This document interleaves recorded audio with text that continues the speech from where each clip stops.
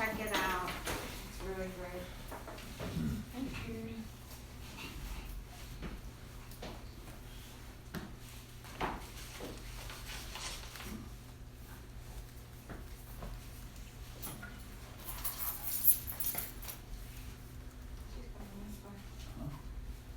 There she is.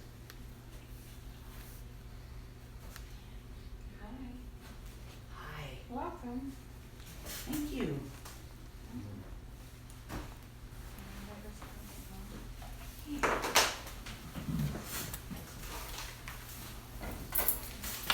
Continue talking. Okay, I just wanted to say a few more things.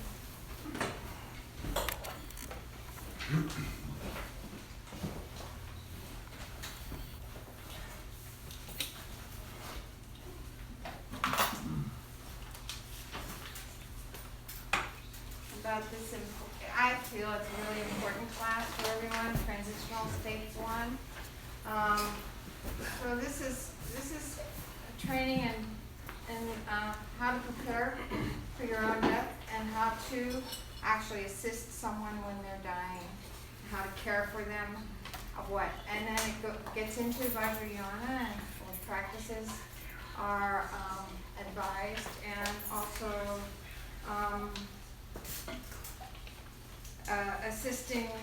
assisting people how to clean them, how to do all the Tibetan practices at dying, or some of them. So anyway, these flyers are back here, and you're welcome to investigate. Okay. Is that one more? Here you go.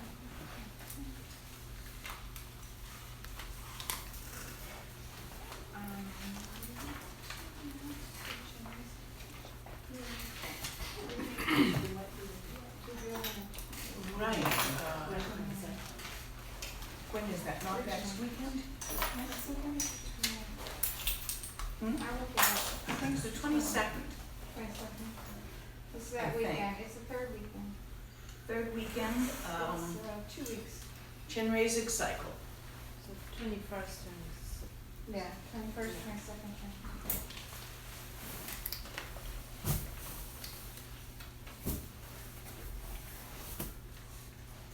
For those who are interested, it's a very profound practice. We're doing it as a retreat, but not a live-in retreat.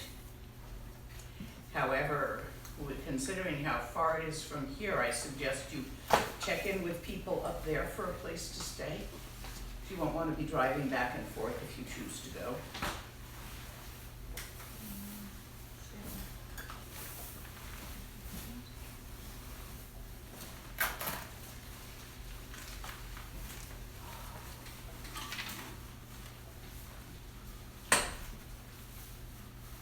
And news about Rinpoche, for those of you who have been getting the emails. He's out of the ICU, he's eating, he's feeling a bit better. He's still in the hospital, but feeling a bit better, and they're looking towards a discharge. So I cleaned up some of his life prayers, which we can Yes, do that's whenever always you a like. good idea that we do that. Okay. I was just very-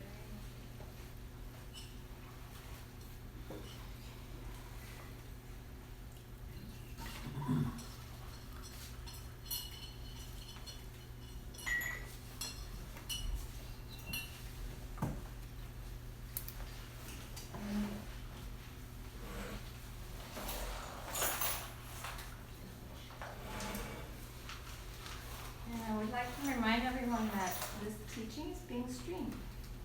And thanks to Kate and Peter. you're welcome. And you're.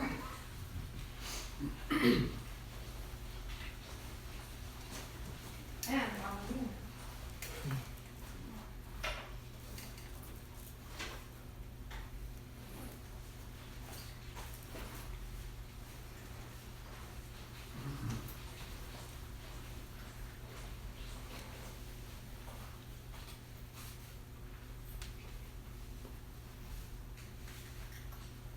Coffee is coming.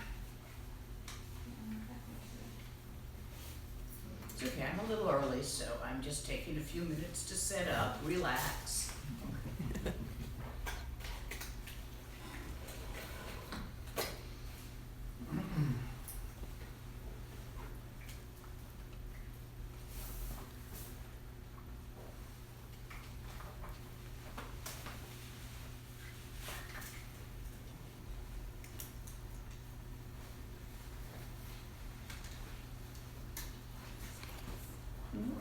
No, I'm good.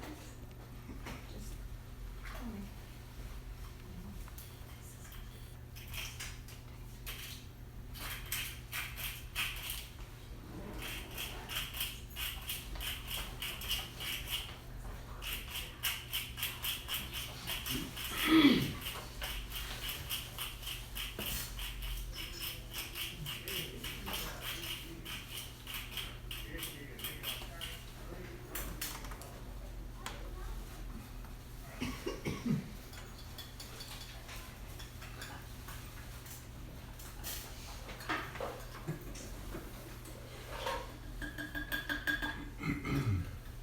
The usual magic stuff.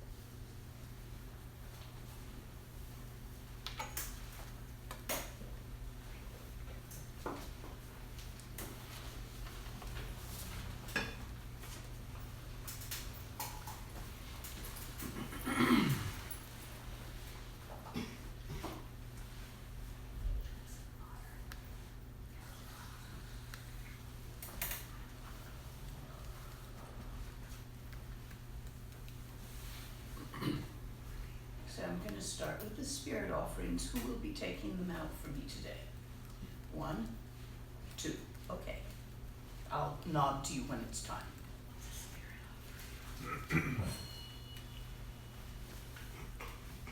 Om Balame Sanjay Rinpoche,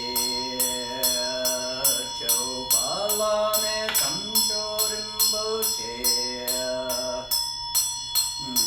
Balame Gedun Rinpoche, Chabne Kunchok Sumla Chopa.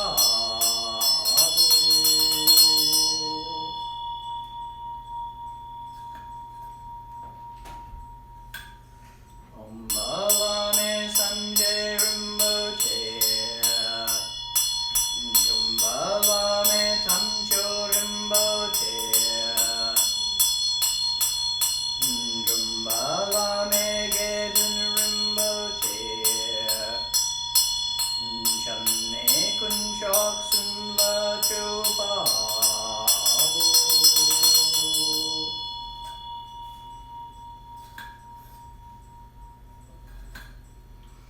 Om Balame Sanjay Rinpoche, Om Balame Tamche Rinpoche, Om Balame Gedun Rinpoche, Channe Kunchok Sumla Chopa.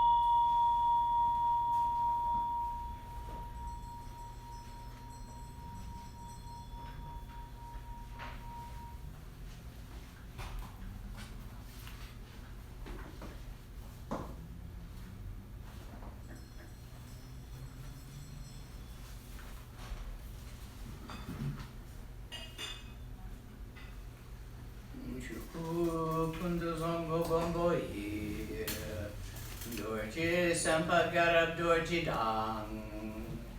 Shere Singa Bardu Shin Labde, Dedama Zantata Tusumchi. Zokchen Jupe Lamala Solua Deb. Ergin Pema Junila Solua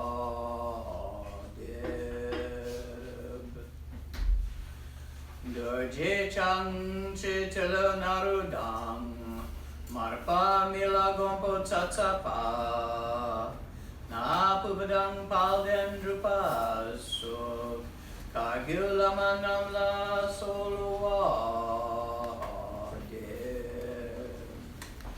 O Chen Lama Namla Solua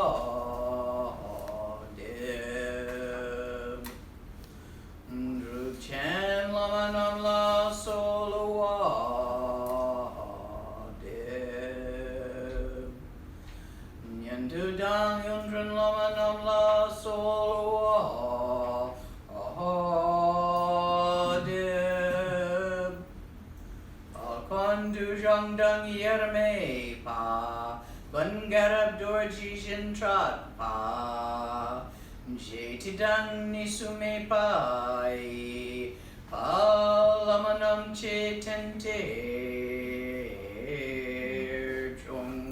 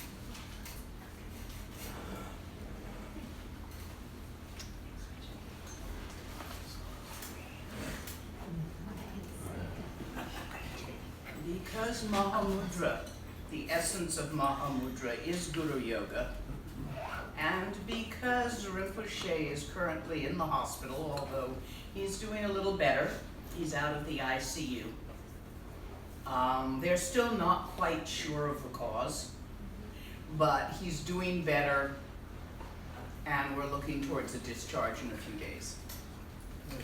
Back to Sopema. So I would like to do the long life prayer. Do you all have copies? Yeah. Now, unfortunately, the only copy here is in English.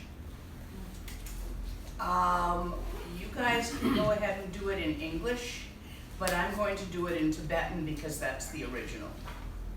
And we can all do it at the same time. Does that work for you all?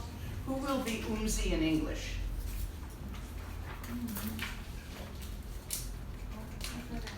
You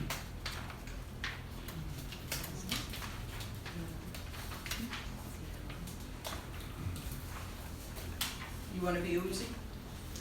Usually oopsie, but I would be oopsie. That's fine. You do it in English.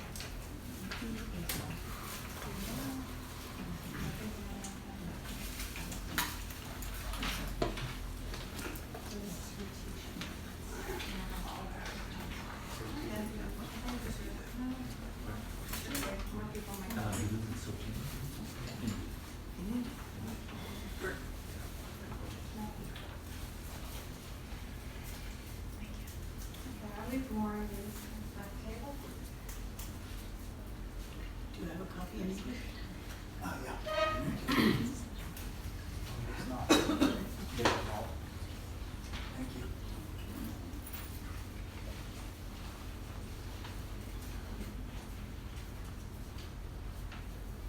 Yahweh kunye yeshe kense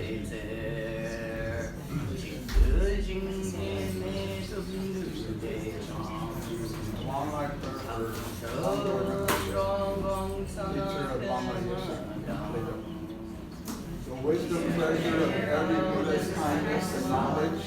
The force which subdues demons that others cannot. Indivisible and supremely sublime Lord of beings, lotus in hand, O glorious Lama, may you be victorious. Each and every experience of such a contemplative is spontaneously complete in the expanse of radiant secret, transferring us to the primordial place of purification. From one to Doje, realizing one mantra, we live on. Sole refuge for beings and teachings, our Lord. For the three types who can be guided, wonderful Dharma teachings are given. In accordance with their circumstances, they are shown the path of right liberation. O fearless protector of beings, may you live long. Outwardly maintaining the place of actions, inwardly you have confidence in beautiful yoga development and execution. Secretly you transform the depths of power. You are the lowest shoulder incarnate. You are the sublime precious guide for these dark times. May you live long. Through the power and blessings of this prayer, may I and all those who have become your disciples never be without you. May you continuously remain so forever. We pray to you to bestow your great Dharma teachings. Blessings of the three jewels and the three beings, rules the logic of cause and result, and never cease to declare the power of truth. May we, through the power of this truth, have the single-minded celebration that you live forever years here in the life of that strong get do so. So sumsa sumlaye shinabdang jo chudun re lumeden petu dak chak se chikmun beden tu ye kajar shapte Dorji Kundrup Shu.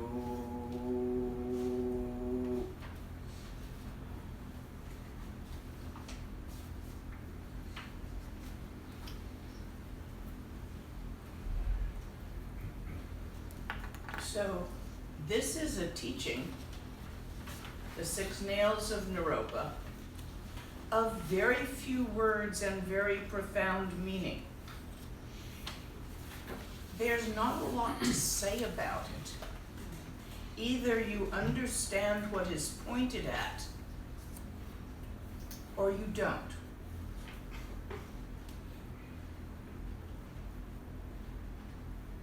To look at this, what is it that interferes with you recognizing, actualizing your innate enlightenment? How are you resisting enlightenment? We think we're trying to get enlightened, but actually, enlightenment is a completely natural state. It isn't something that you have to be good enough to get. It isn't an attainment,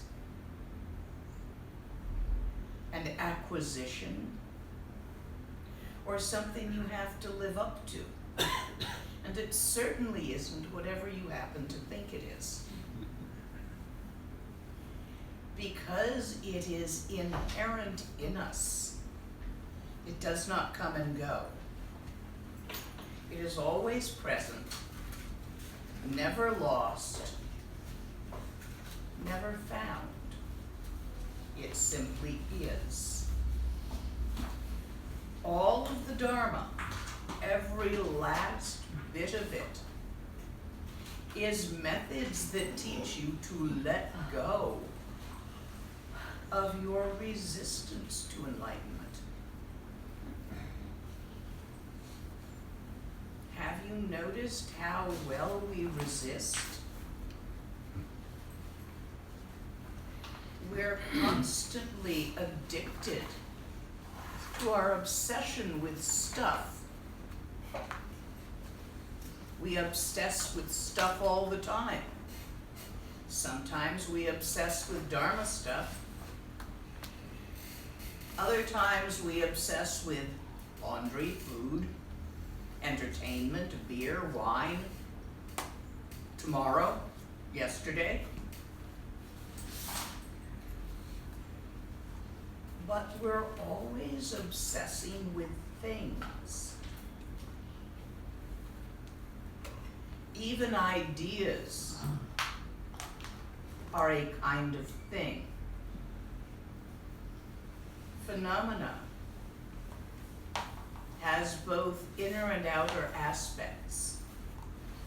The inner aspect of phenomena, your thoughts and your feelings, and the outer aspect of phenomena, objects, buildings, trees, things you think are outside of you. Just like you think your thoughts and your feelings are inside of you. Nuh-uh. Inside and outside is a bit of an illusion. You made it up.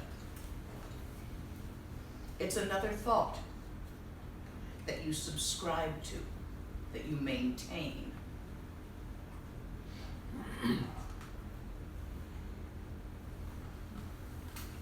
This obsession is the actual creator of duality. This obsession is the root of the push-pull. Whatever is going on in this moment, just as it is, there is an underlying angst or itch that you are feeling. It's not quite right. You need to do something to make it better. And there's your oops. The oops of dissatisfaction with the now, with what you're thinking right now, with what you're feeling right now, with what you're perceiving with your sense organs right now. You want to make it better because you're not as happy as you want to be. And you think that by poking at stuff, poking at your thoughts, thinking good thoughts, not bad thoughts, poking at your feelings, doing things to cheer you up, taking drugs or having a glass of wine, talking to a friend, reading a book, playing on YouTube, whatever it is you do to make yourself feel better. Because you're not satisfied with how you actually feel in the moment, whatever it is. And stuff is not quite right. For instance, this coffee, which appears to be outside of me, I want it inside of me.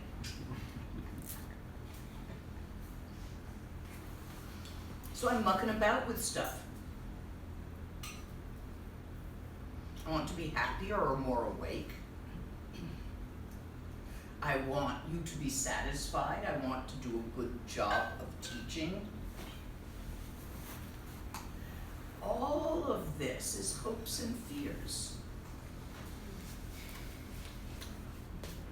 Hopes and fears are the result of the original oops, the basic misapprehension, misperception that there is an inside and an outside.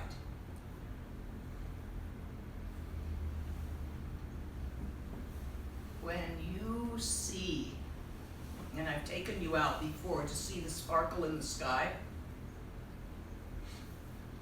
Do you remember doing that with me? Is that sparkle inside your eyeballs or out in the sky? You see, it isn't exactly either. It's an interaction between your eyeballs and the sky. An interaction between the teeny tiny blood vessels in your retina and the luminous sky. When those things interact, a certain kind of light and retinas with blood flow, you perceive the sparkles. And they seem very real. And they're an excellent symbol of aliveness, of vitality. Because without you having your eyeballs with blood circulating in them, and without the luminosity of the sky, they can't be perceived. You, the perceiver, are not separate from your perception. Have we gone over here exactly how we perceive with our sense organs? Heads are not moving. Yes, some heads, I'm getting a nod. So you are aware that perception is an interaction of thoughts, feelings, and sensations.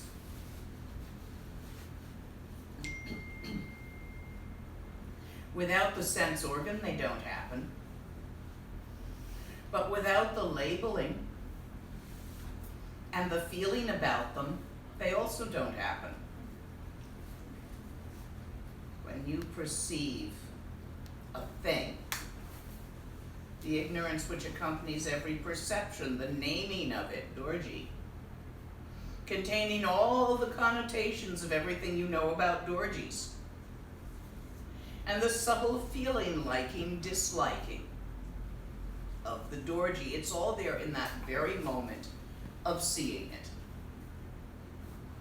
And if you see something that you have no context for, you will probably pick the nearest thing to it in appearance that you do have context for, and name it to yourself that.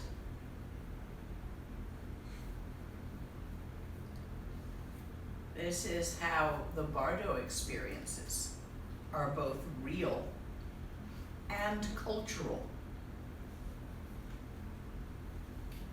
If you are unfamiliar in the Bardo with the Tibetan pantheon, you might not name what you are seeing, hearing, feeling, smelling, perceiving fierce or peaceful blah. But you will have the same experience sensorially in your non-existent sense organs as a Tibetan who is very familiar with that pantheon. You'll just name it something else, perhaps, if you've never seen that before.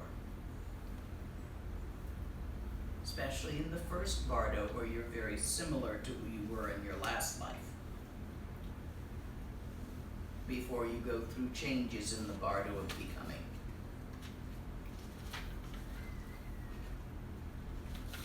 The first statement is don't remember. Let go of what has passed. Let go of what you think has passed. None of your memories of your life actually happened the way you remember them. What you remember is a bilbla, a heap, a clump, a tangle of your thoughts about what happened, your feelings about what happened, and your perceptions of what happened. And when you remember something from being in a good mood, you will remember it quite differently than when you remember the same day or occurrence when you're in a depressed mood. To one mood, it's how resilient you were is and how you won is the whole take on it. To another mood, it's how you were harmed.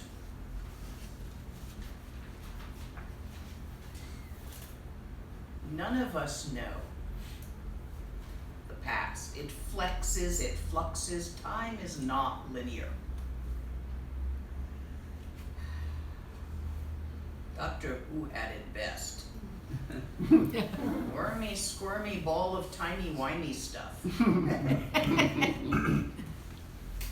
It is possible to send blessings into the past and change certain aspects and memories of the past.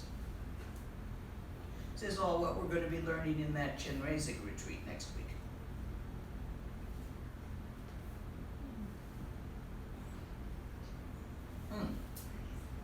2 weeks. My time sense is really funky. Squirmy. Yeah, wormy squirmy. Although most people, because of their habit of linear thought, reincarnate a few years into the future, those who have managed to release themselves from that are not bound by that. It is possible to have your future life dovetail with someone else's past life. For example, in dream time when I meet with students, sometimes it happens for them sometime before it happens for me. I'm otherwise distracted. I'm not out in the dream time doing anything. And then a few weeks later I am, and it turns out I'm doing what they had sent me an email that I hadn't read 2 weeks ago that I did. This is not unusual.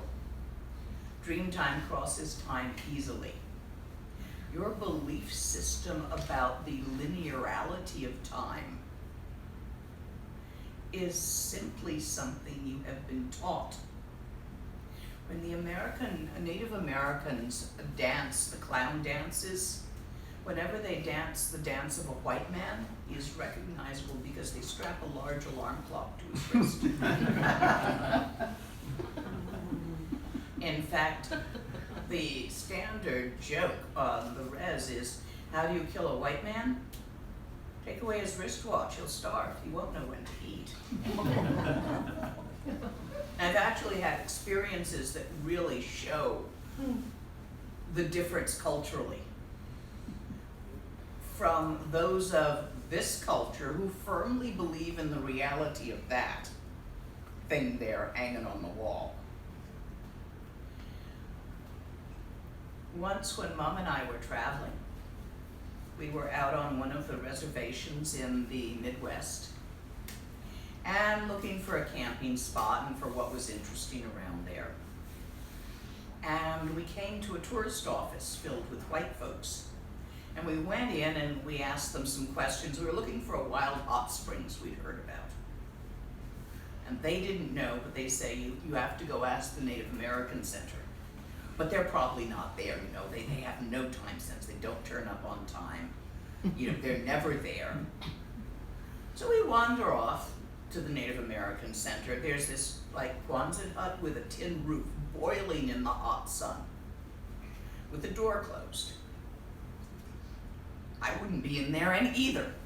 So I look around and yeah, there's a flash of red down by the creek. So I wander down by the creek and there's the office set up on card tables down by the creek under a tree. And one of them says, "Oh, you found us," means you're sensible. Those white folks just don't get it. Do you realize that if we had a white person working here, he'd be sitting there in that 5 butt, getting nothing done but pretending? So our culture has the time thing worse than many others. The word in Hindi for tomorrow and yesterday is the same. The word in Tibetan for yesterday can mean literally yesterday or sometime back. When I ask a Tibetan, when is New Year's? A couple of weeks before New Year's, and they're already prepping. Oh, it's coming soon. They don't know. Nothing is more than Sani Nani Jini Guni. 4 days. If it's not within the next 4 days, it's sometime.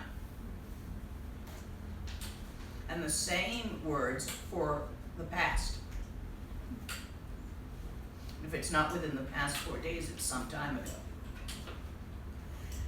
I have a lot of fun with the sponsors that question, "Did you get the check from so-and-so?" "Oh, I once had a check from so-and-so. This is one from 6 months ago they're asking about. I got one some time ago." This could be anything from 1 year to 4 years.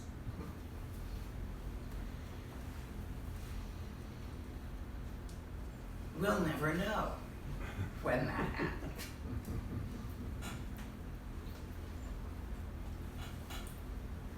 Do you see how we obsess with time? Technology, our level of technology to some extent requires that. Or, yeah, to some extent, not completely, only the Swiss make the trains run on time. And they're really proud of it.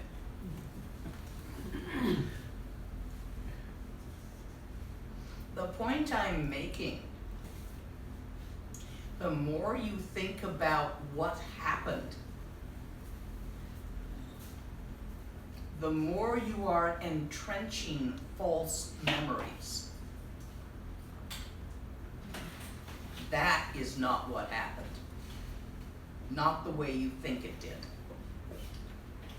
Even at the time, it was not happening the way you thought it was. Now, as I have Asperger's, I tend to think a bit weirdly, and I can think of a number of things that have happened in my life that to me seemed quite funny. Story worth dining out on. And I've tried telling people, and they look horrified and shocked.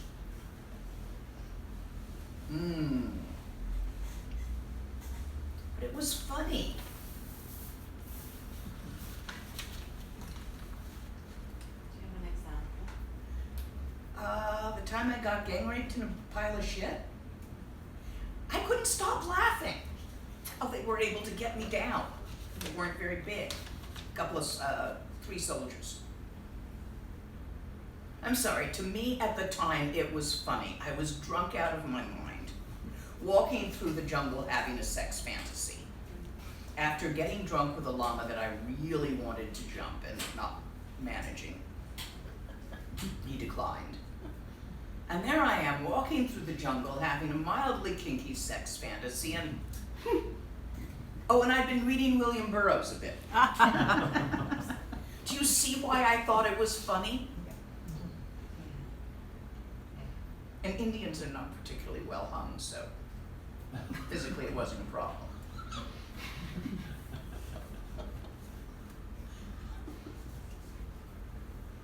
But you see why when I try to tell that story, people often don't get it.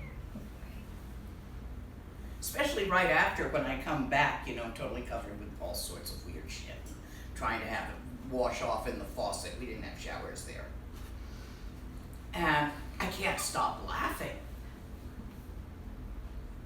Because just the juxtaposition of the way things came through was for me funny. Now, that's a memory.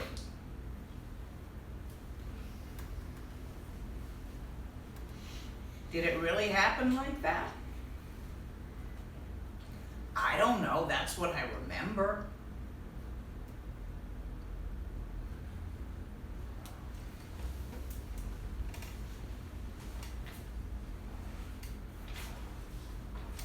Do you see what I mean?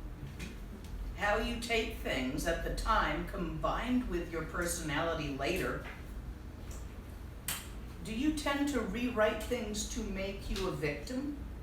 Or do you tend to rewrite things somewhere without even being aware of it to make it funny? Or do you tend to rewrite things to make yourself a hero?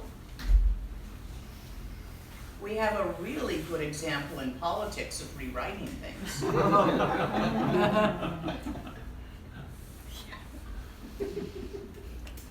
I bet he actually remembers it that way.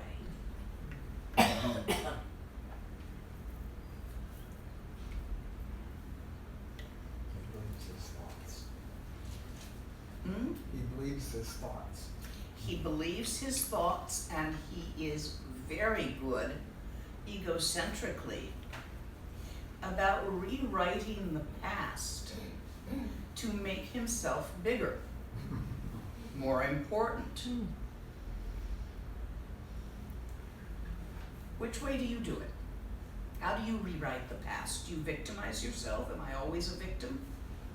Do you make yourself bigger? Am I always the fierce chief who wins? Are you always trying to find the funny in it all? And rewriting it so there's a punchline. This is not to other people. This is in your own mind, to yourself. How do you relate to your memories?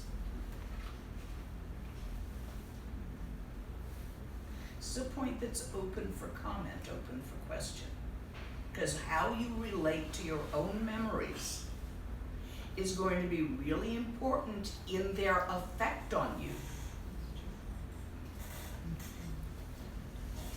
How you tell yourself the story again and again is what happened for you.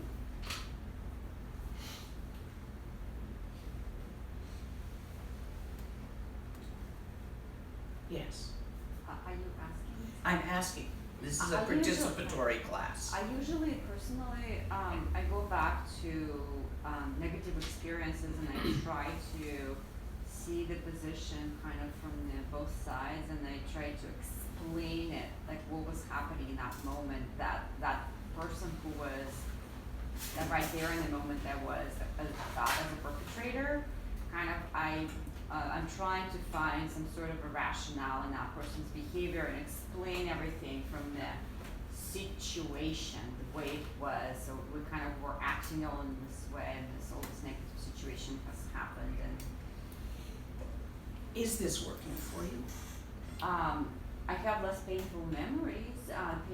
Memories are less painful, and I feel like a little bit more, less of a victim in a way. But the way the working part of it is, it's a little bit less painful, I guess. Not everything I can handle that way, but. And what about yourself? I'm in EMDR therapy currently, and so that's about breathing in the memory and finding a way to breathe in that memory. And I find, at least the way I'm receiving it, and I find that to be really good because there's a frozenness that occurs, and then when you find the breath in that memory, that helps you if you come to a similar situation to have the breath without the frozen.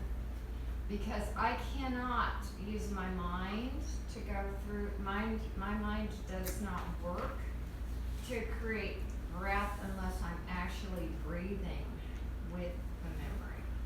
So this, like the method I'll be teaching in 2 weeks, are all very possible ways of working with past memories that bother you. They're not Dzogchen.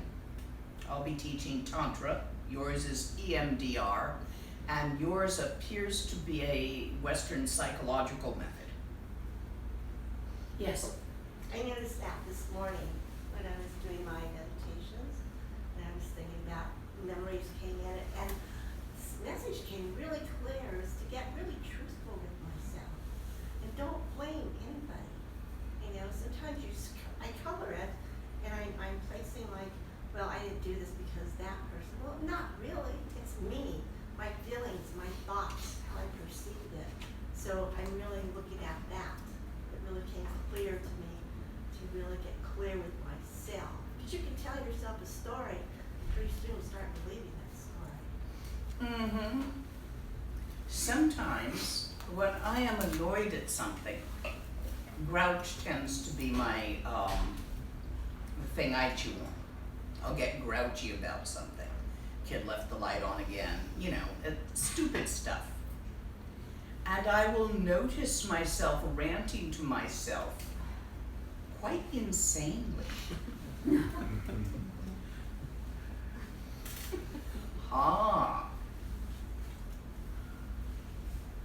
Anybody else find themselves doing that occasionally? Do you recognize it while it's happening? Because that's important. When you recognize it while it's happening, don't force yourself to stop.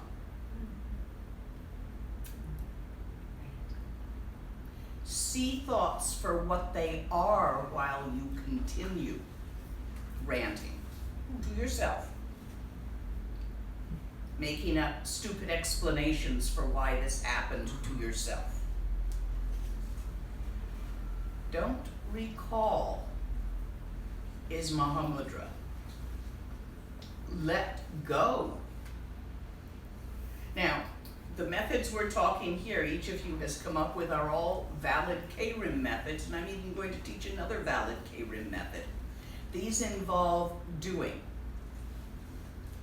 In Mahamudra, Mahamudra is not done. It is a not doing. So because of this, the method in dealing with memories, traumas, is not to rewrite them in some way, not to take them apart in some way, not to try to be honest with oneself in some way, not to apply a mantra and visualization in some way, not to apply a physical yogic method in some way. All those are very valid K-RIM methods, and if they're working for you, there's nothing wrong with them. However, the Mahamudra method is very simple but a little bit difficult to actually not do. It is a matter of letting go. This is done by, while remembering the past, looking at open awareness, at the infinite, vast openness of Dharmakaya nature of mind, perceiving that in all its vitality, while seeing those memories, the descriptions of memories, arising and vanishing as no thing and nowhere.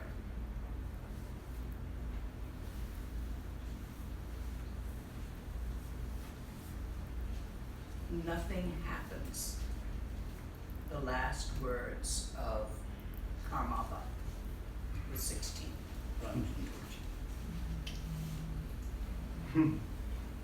Nothing happens.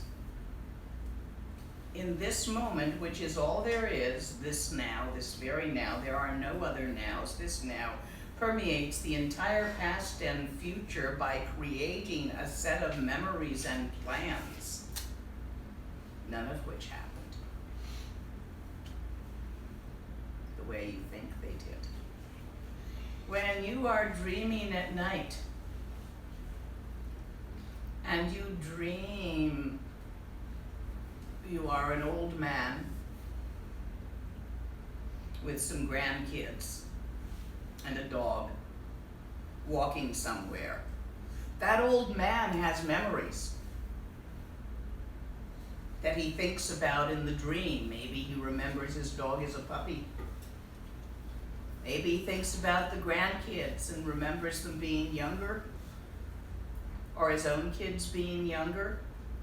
And you wake up and you're not an old man, you're a woman, having a completely different life than the one you dreamed. Those memories were very real for that individual in the now of that dream. But they did not have any reality of their own.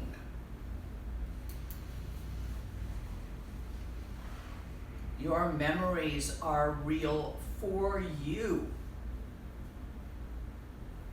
You are made of memories that go back, consciously and unconsciously, thousands and thousands of years, infinite time. The ones that come up in any given moment that you think about in any given moment influence how you feel in that moment.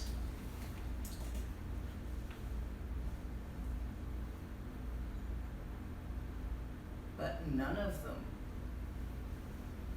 have more reality than your plans.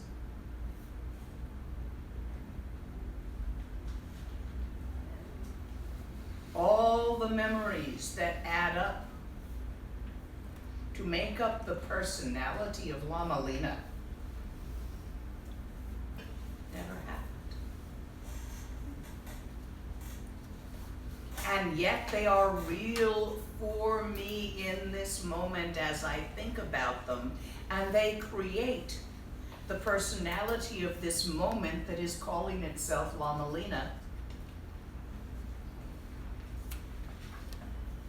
But they have no reality beyond their impact on this moment, their arising in this moment. They do not serve you. Let go. Letting go is a really important word to understand. That is not letting go. That is not letting go. That is letting go. It has neither push nor pull. By let go of your memories, that does not mean push them away. That means stop clutching them to define yourself.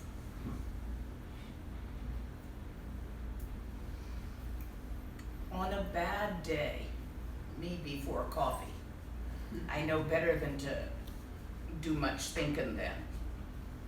Because if I happen to be in a bad mood, I will start thinking about all the memories that make me a terrible person.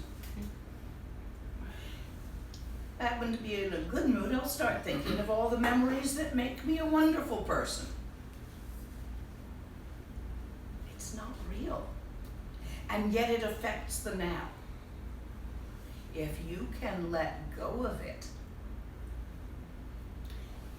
and leave the now not dependent on what you think happened in the past, you can approach each moment much more cleanly. You remind me of someone whom I know. So it would be very easy for me to approach you in light of that memory. and have that person, their personality, and our past interactions affect my relationship with you. And we do that all the time. Many of our subliminal prejudices arise out of that.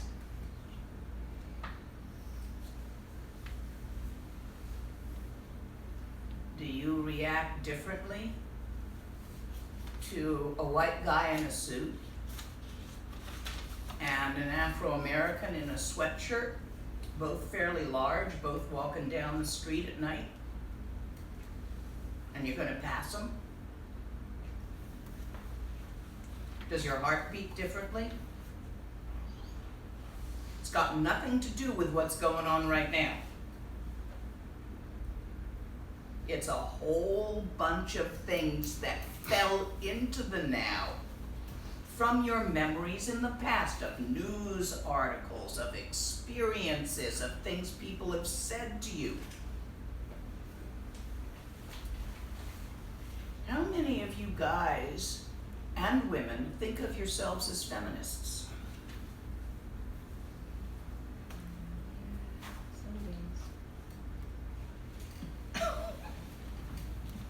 Okay, how many of you think that you act 24/7 as such, completely free of gender overlays? Subtly, you will treat a man and a woman different.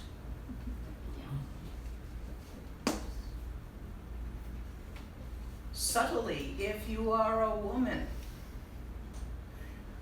you are going to be encouraged to let the guy carry the heavy thing.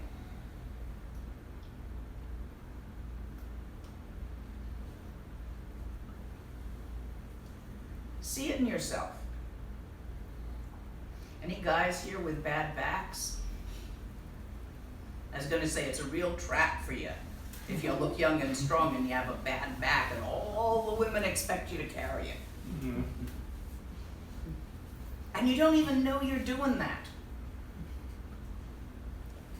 This is how our memories keep us from being clean in the now.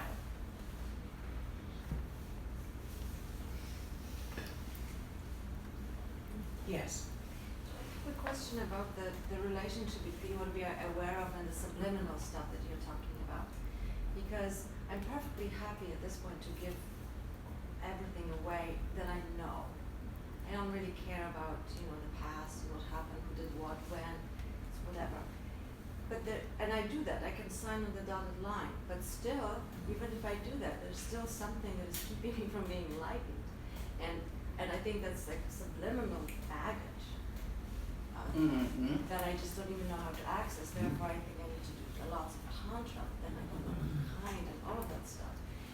There are two ways, actually there's three ways of approaching subliminal baggage. In the Tibetan system, there are many more ways in the world. The first way is through the path of sutra, which is rather similar to self-analysis, coming to understand what has happened, deciding to do other things to make different things happen in the future. Then there's Tantra, where using symbols, you clean it out of the subconscious. And then there's Chogchen Dzogchen, path of fruition. And this is where you simply, whenever you find yourself remembering anything or thinking anything, you let go. Right where that thought was, right where the current thought is, right where the next thought will be, is an infinite, vast, indescribable, vital,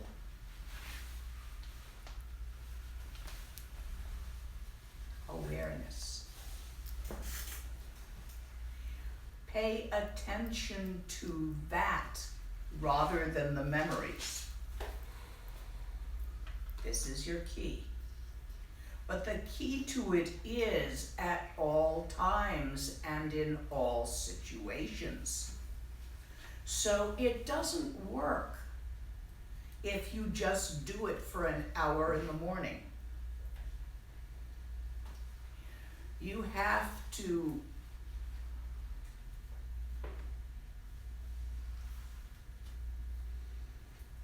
open your sphincter of attention again and again.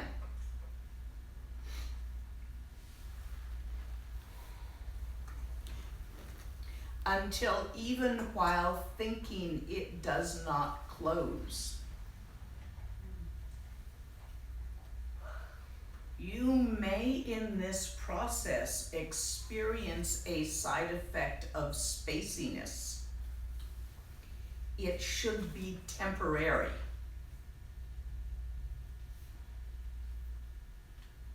Don't fight it. It's a yang. It'll pass. You can pray to your root teacher to get you past that.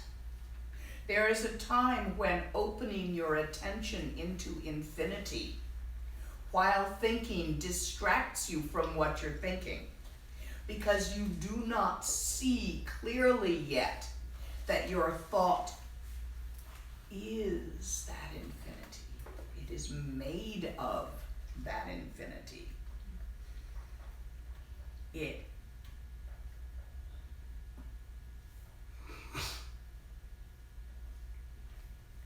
The thought you are thinking right now is arising in your mind.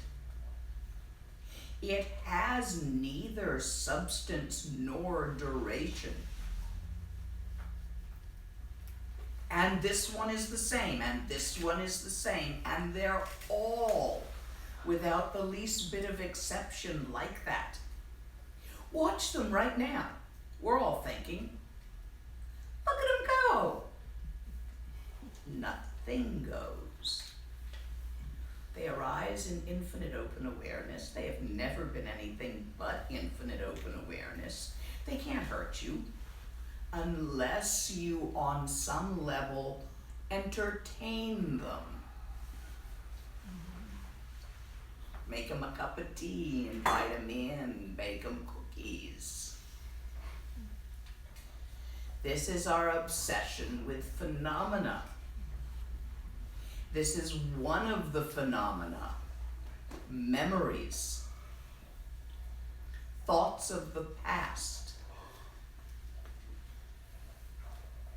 All thoughts without exception arise in mind and dissolve in mind.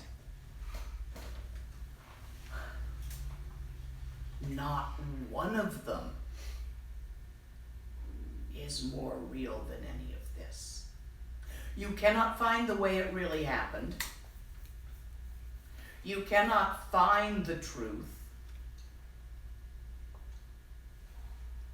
There isn't anything to hang on to or let go of. Sit here and think and watch it do that. Don't think about that. Think about something else. Think about pterodactyls or aardvarks.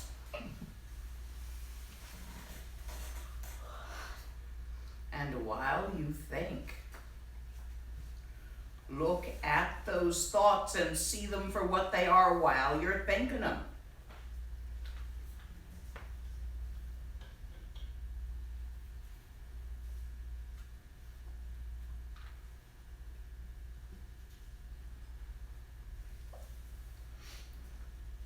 Remember this morning before you came here.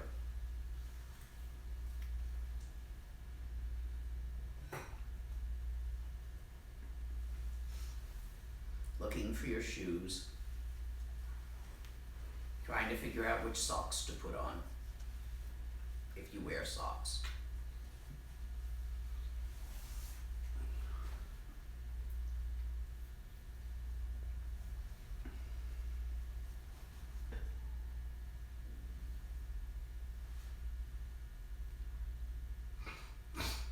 Remember the drive over.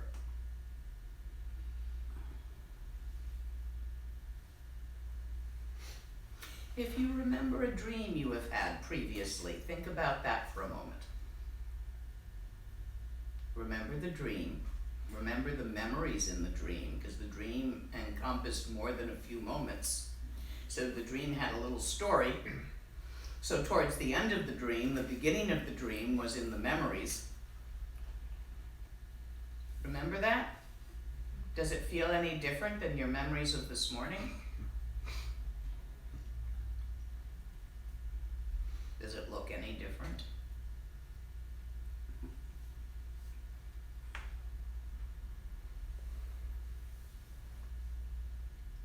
You want to do a harder one, a little more risky? Pick something that is bothering you.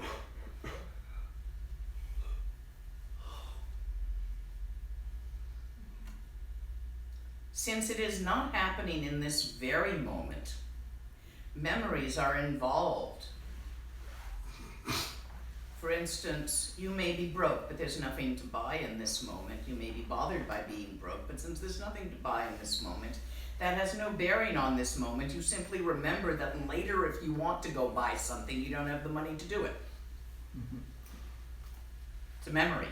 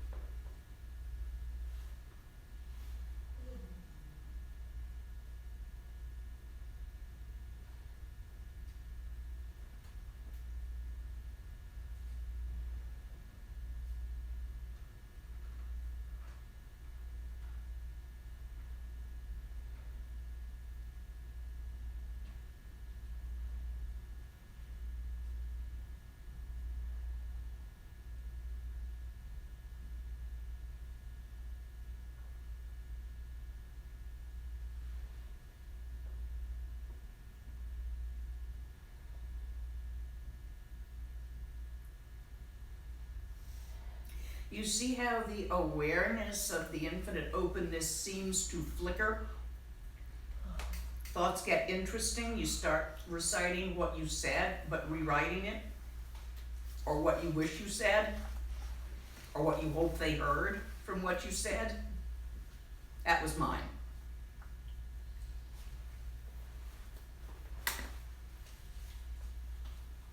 That flicker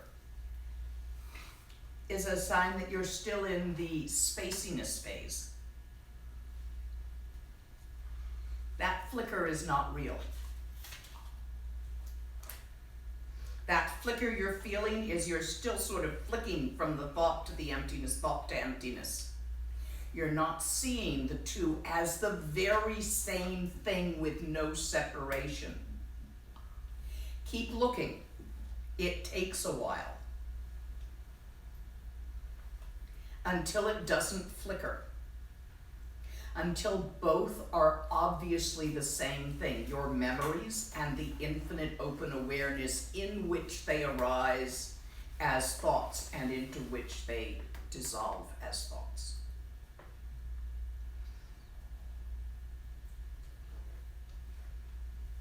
Do not attack your most traumatic memories in the beginning. Keep increasing the intensity of the memory you're using. As it gets too easy. If you find no flicker, and it seems completely obvious, then start on a traumatic memory. Wait for them to really try it with those. In the meantime, leave those be where they are. Don't mess with them and strengthen them by going over them again and again. This is Dzogchen. There are other methods that do involve going over them again and again in certain ways. You get a choice whether to do Dzogchen or Tantra or Sutra. It is not required that you do it one way or the other. Did you have a question? Yeah, thank you for the clarification. Even with the slightly bothersome memories, it's usually never just a thought. It's usually always the emotion together with it. Yes, you can't plus- separate thoughts and feelings. Plus the physical sensation related to that, and in just trying to see no difference between the memory of me looking for my socks and that sensitive memory, certainly I do notice a difference because there is much more stuff present in the sensitive memory with the emotion and the physical tension sensation. Oh, looking for my socks this morning definitely had an emotion. Geez, I hope they're in here. Have I lost my good brown socks? And there was physical sensations going on. It was barely noticeable though, so yeah, I can see the thought itself. I think it's a little bit more kind of comparable. I think the other stuff Is stronger when you're getting closer to something that right, pulls in your emotions. right. So, in reality, you cannot separate thoughts from emotions, from perceptions. They are so intertwined, interpenetrating, interactive. For you to have an emotion, it gets a name. Angry, grouchy, angst, joy. All of these, as soon as you know what you're feeling, that's a thought. When we do practices on working with emotions, in order to work directly with emotions, we pretend that thoughts and emotions can be separated, just as when we work with thoughts, we pretend that thoughts and feelings can be separated. Really, they can't.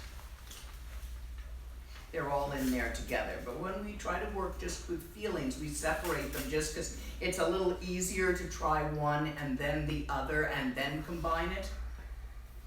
So to work with feelings, the first thing you do is strip the feeling naked of its story. The feeling story is why you feel that. Then you take off its underwear. Its underwear is the name, and they do very interesting things once you do that, provided you manage not to end in a bathroom. Not to rewrap it up with something. In this case, when we're working with memories, we start with memories that do not have a lot of intense physical sensations and emotions. We can later, once we can see through those reliably, see them for what they are, what they're made of as thoughts. See the emotions for what they're made of, as a combination of physical sensation.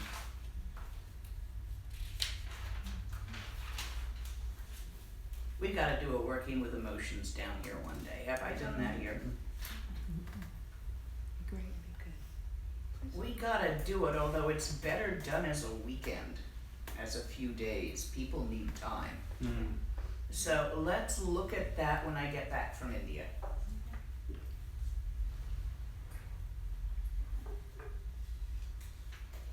Yeah, because you guys need to work on that retreat as you work with thoughts, because you're right, they're all mixed in together. And the more intense the emotional sensations occurring attached to a certain memory, the more it will be difficult for you to see it for what it is, because it will distract you. Actually, it's interesting, and I've been meaning to ask this question of you. I kind of feel it's easier for me to work with emotions and thoughts. I get the idea of stripping emotion naked of, and then just sitting with it. Just feel the energy and kind of abandon the story. Let it, just don't focus. Just be there. Then do that first, before you try to get all the thoughts lined up. Oh, okay. Because it's easier for you. It is not easier for Tibetans. Oh, okay. However, you are a Western woman, you are not a Tibetan monk. Got it. You are not seriously macho. Any of you guys here really kind of macho, or women? A little bit. Yeah, I'm pretty macho, which means I gotta do thoughts first, not feelings. Because I don't want to know about those damn feelings.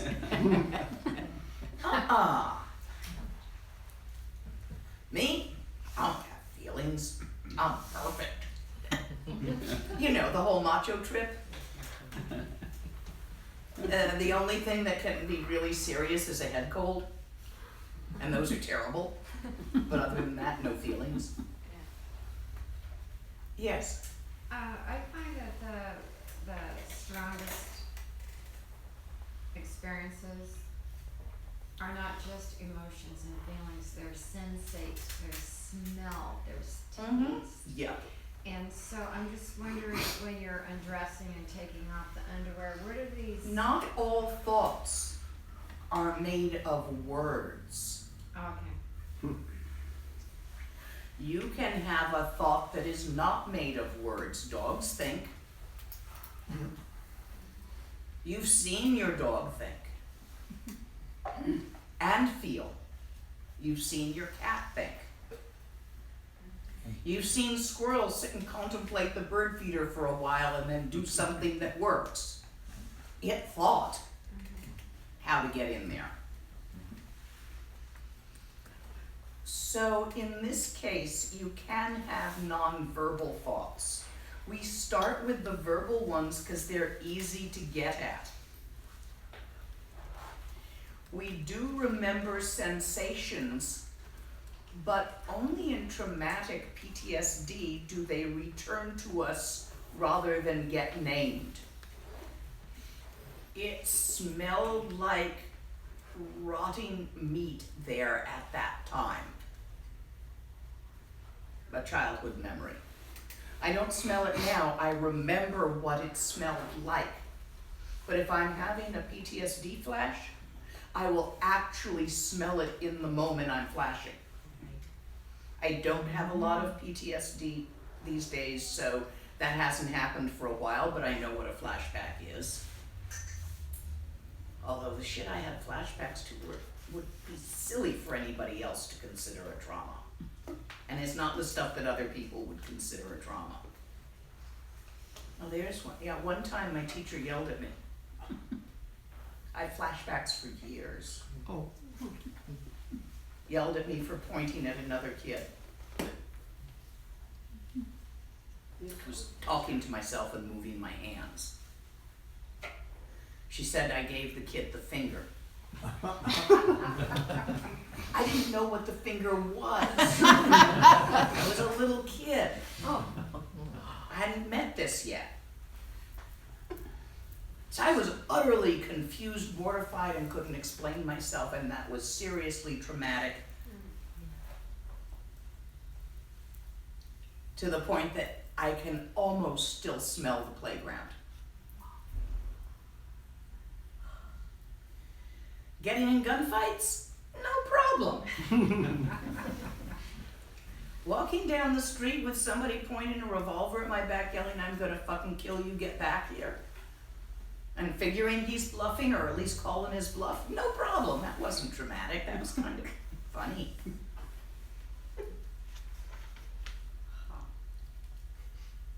So, and this is Asperger's, we remember stuff weird.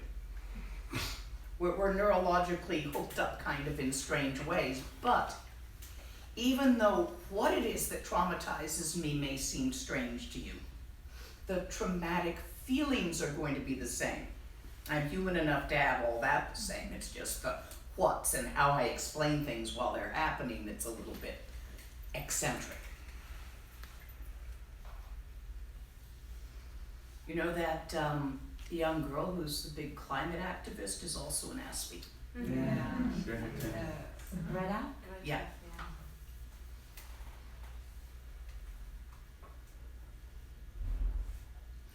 Do you understand what I'm getting at with memories?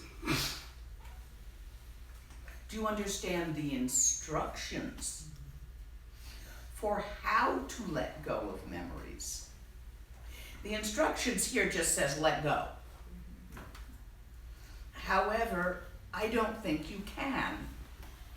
Most of you without a little bit more words of how to stroke your wrist so that it gently opens. Because it's not a muscle that you're accustomed to. None of us are, as sentient beings. Do you understand the instructions? Can you go over them again quickly? While thinking of memories, while remembering, things that do not have a lot of emotional connotation. Have a little. I had worry about not finding my socks, but but it was there a little bit. While remembering, see what those memories are made of. Open the orifice of your attention. Do not shift your attention back and forth.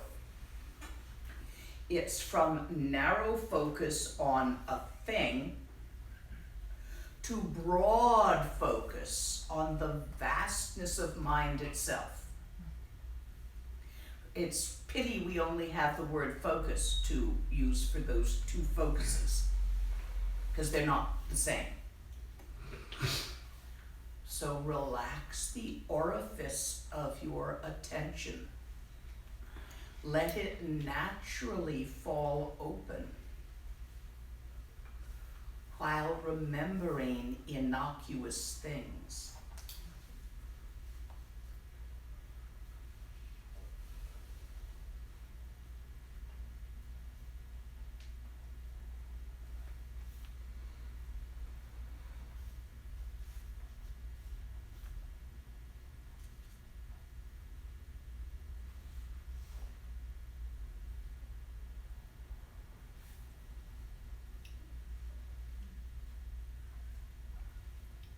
Hopes and fears are the two ends of the bungee cord that attaches you to samsara.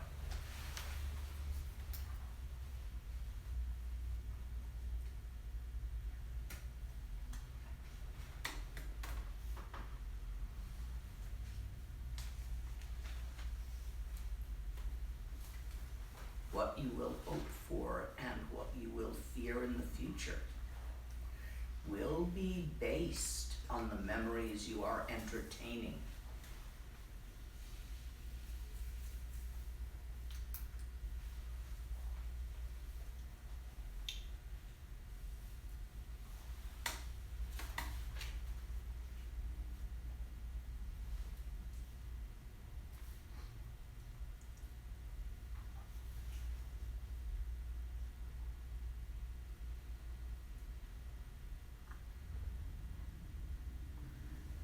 Could you shed some light on the word that keeps coming up, which is a big concept, but that's something that ties me to samsara, which is the word should.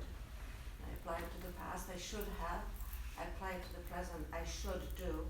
Basically the do, the agency. I feel like it all boils down to the fact that I think I should do something. Can't just let it go. And I don't even know what that is. But it's almost like this empty thing that I should. And I almost feel like if somebody could just tell me, cut that. I mean, you know. Cut that.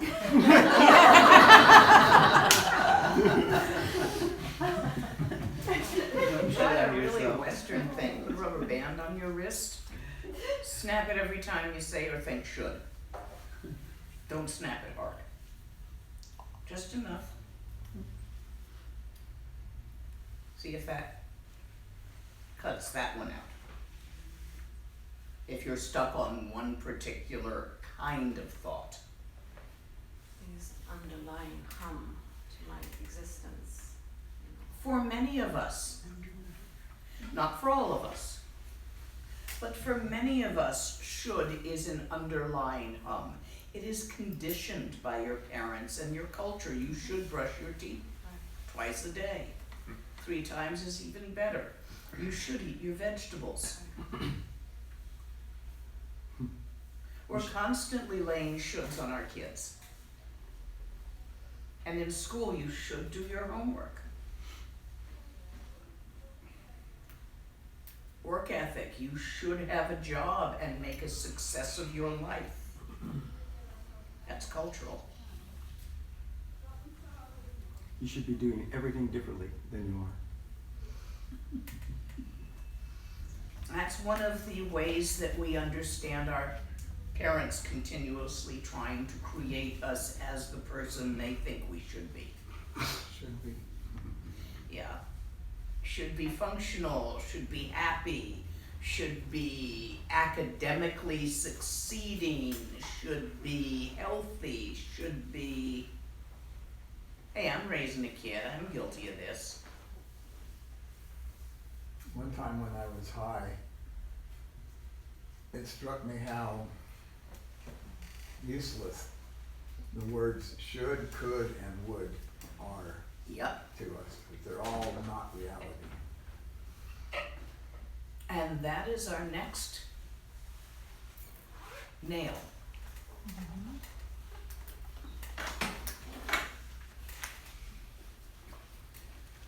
Let go of plans, of planning.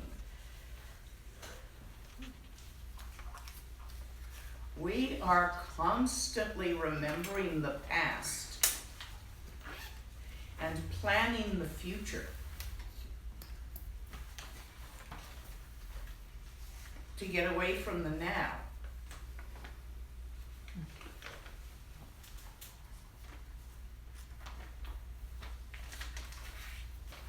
And yet there is no past and no future.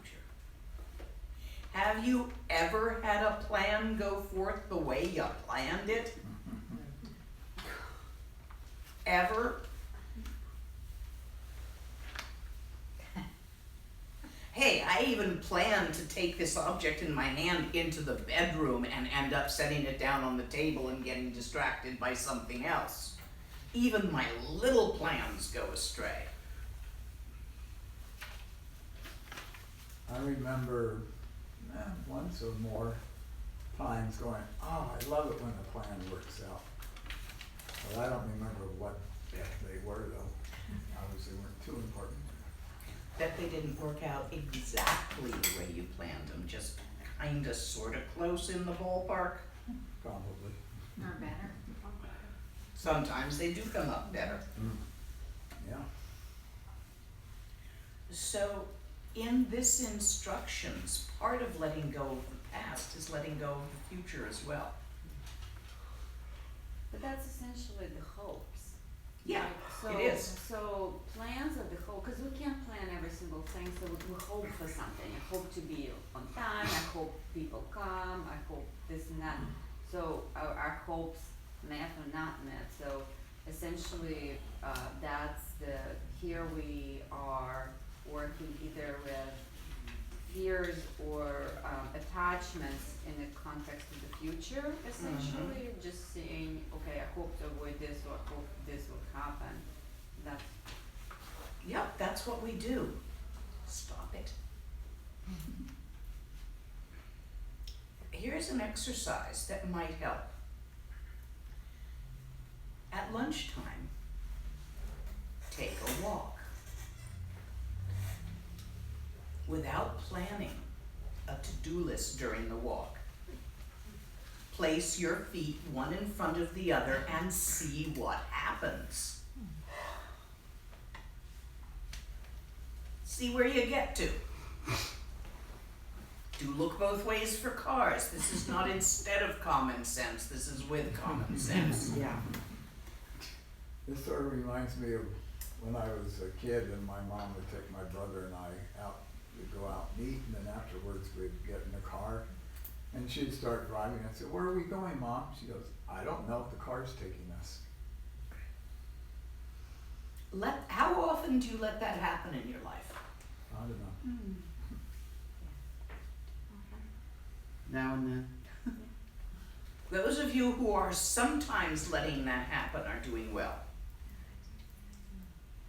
Most of us, how long is your to-do list, guys? Longer than everybody. Everybody with a list of more than 10 things, raise their hand. 10,000. Yes, the nun has it good.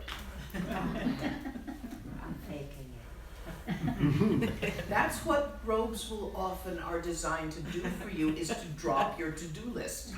Guess what? You don't have to go clothes shopping. You don't have to go buy jewelry. You don't have to clean your jewelry. It's true.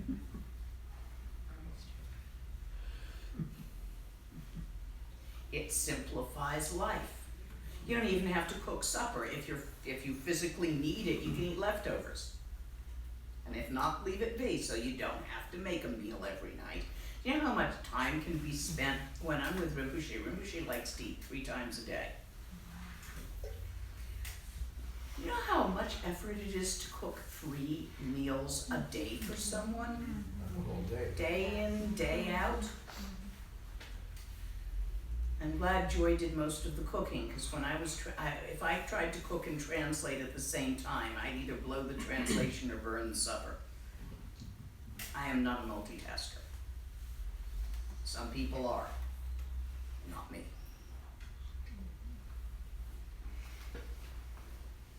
Try allowing yourself a period of time every day without a plan.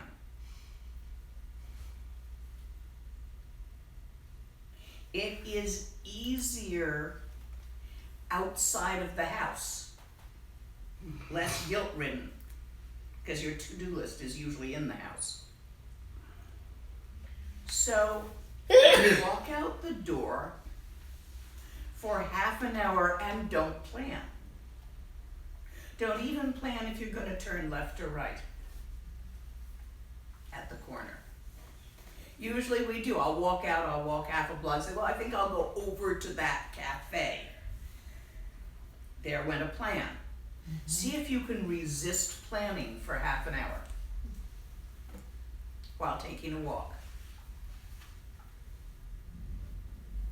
And I guess the thoughts as the plan could also be viewed in that moment as they arise, because it's easier. Yes. Because it's easier than memories because they haven't happened yet, unless we really want something. We always really want something. I find plans and memories equally hard and equally easy. They don't feel different to me. But then time does not look linear to me. Did I ever tell you about the time Rinpoche and I were in 2 places at once?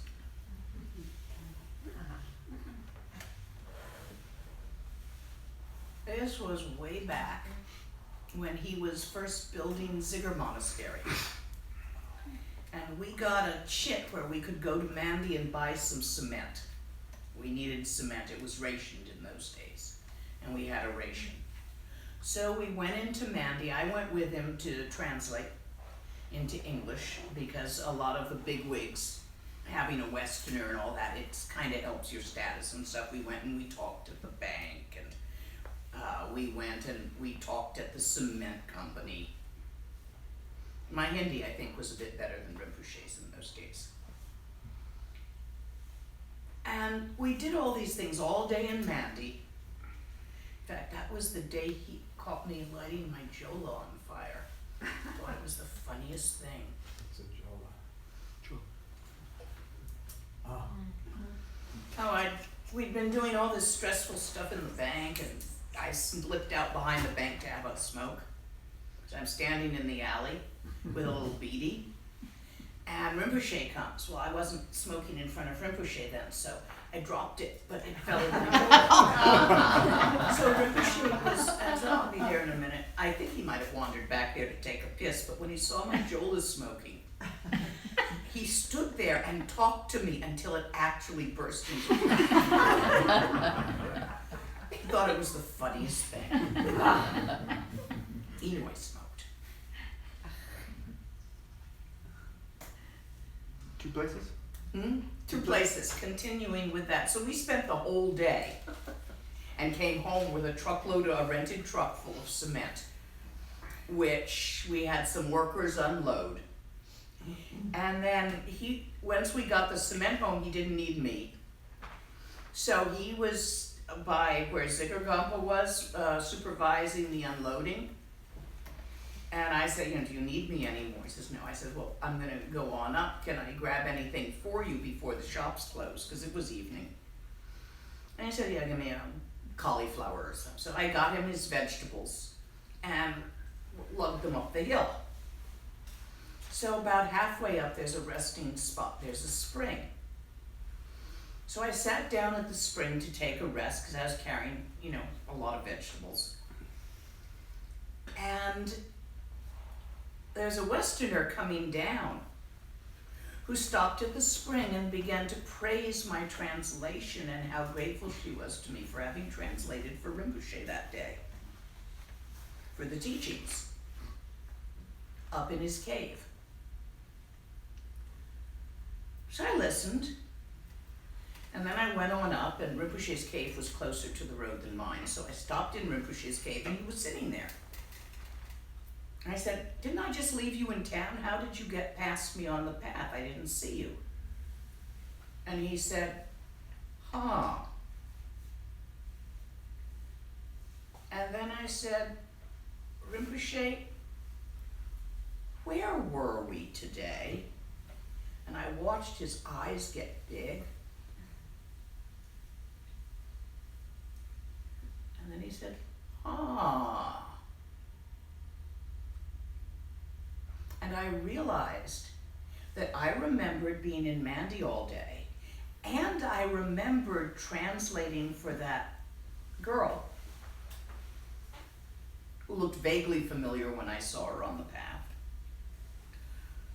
And these 2 memories did not line up in a particular way. They weren't focused on a date.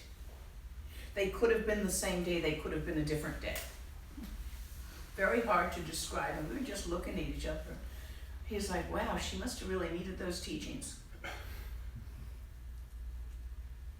It wasn't on purpose. It just happened. That kind of thing where people walk through walls, they don't do it on purpose. It just happens sometimes. Was the cement really there? Yeah. So is the teaching. The cement. Yeah, it was all really there. It is not unusual up in the caves to see yogis do things that would be considered normally impossible. Usually quietly and discreetly, and are quite surprised when you point it out to them afterwards, and often embarrassed that they got caught. The point I'm making is that the future and the past are equally real. In order for that Chenrezig retreat that I'm teaching in 2 weeks to actually work for people, they have to let go of their clutch on a single point in the space-time continuum called here and now. That whole retreat is about getting that clutch loose across space and across time. Yes. I just wonder, letting go, so there's attachment, Mm-hmm. and is there a difference between the attachment to my scenario, my life scenario, and rushing toward the teachings? My attachment to the teachings, No. The only difference is that one may give you more happiness than the other long term.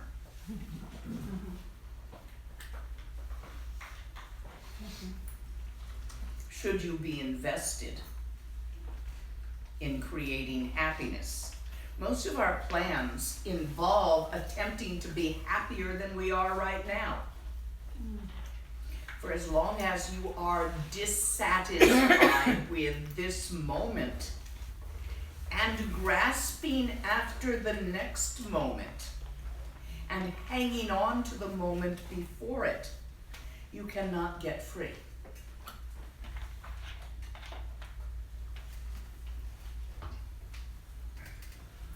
You have to let go of the stories of what has happened and what will happen. But letting go is not throwing away or rejecting. This is not so much a refusal to think of these things, but rather a combination of shine without an object and thinking. This is the culmination of Trultra Naljor, the yoga of dancing stillness. This is the step in Mahamudra where you go from shine to laktong. Laktong is meditating while thinking. It's called, laktong literally means direct seeing. It is direct seeing the nature of mind while thinking, feeling, and perceiving, since as you are alive, you will be thinking, feeling, and perceiving, because it is of the nature of life to do that. Your thoughts, feelings, and perceptions are a direct result of your being alive, of the innate, all-pervading, inherent vitality of Semni, big mind, natural mind. If it were not vital, if Dharmakaya did not have clear light nature, then there would not be thoughts, feelings, and perceptions. They are simply a sign of the innate vitality of the Sambhogakaya. Do not reject them. Do not cling to them. You are that vitality, also known as awareness. The seer of what is seen, the feeler of what is felt, the perceiver of what is perceived. This relates to Sambhogakaya nature of mind, where all the gods are born. It is the vitality or the clear light nature of Dharmakaya. By identifying yourself with your yidam in Tantra, you become more and more able to identify with Sambhogakaya nature of mind, pure awareness, the innate vitality of the universe, while directly perceiving the emptiness of phenomena as it occurs, as it arises, as it dissolves. There is no thingness arising and dissolving.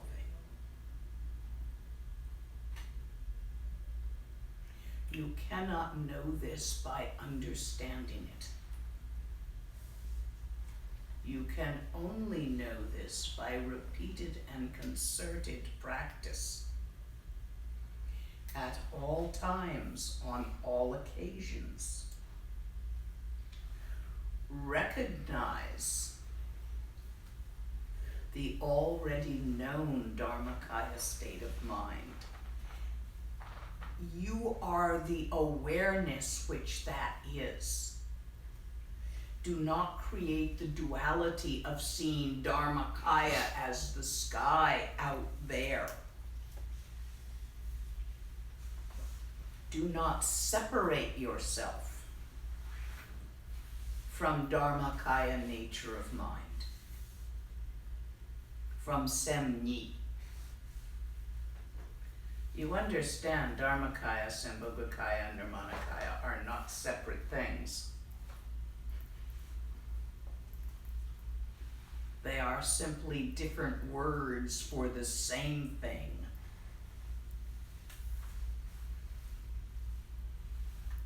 Try, over lunchtime, to take a little walk without planning, and to sit a little bit and see the emptiness of memories while they happen. Try it a bit. More this afternoon. Nge wandi nyor duda chi chi sa go pashu.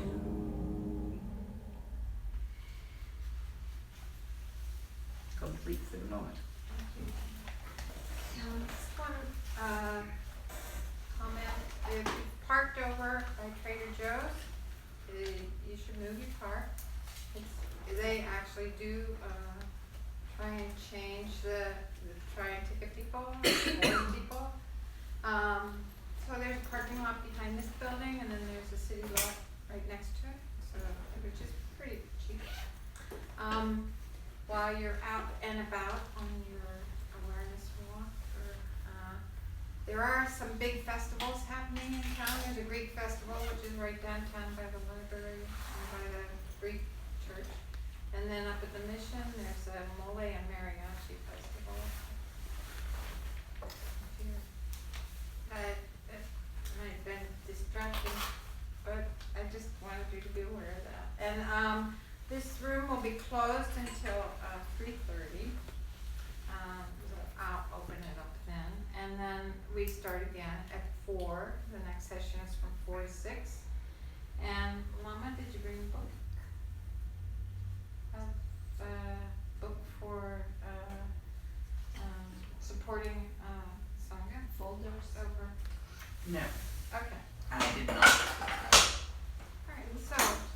However, if any of you would like to adopt one of our yogis or yoginis, take a card and email me that you would like to do that.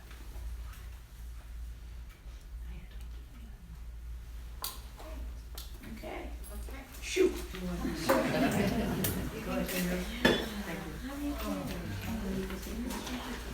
Oh, this cover? Oh, this cover. Not today. I will go hoarse if I try to talk too much over the. No, I'm gonna take it.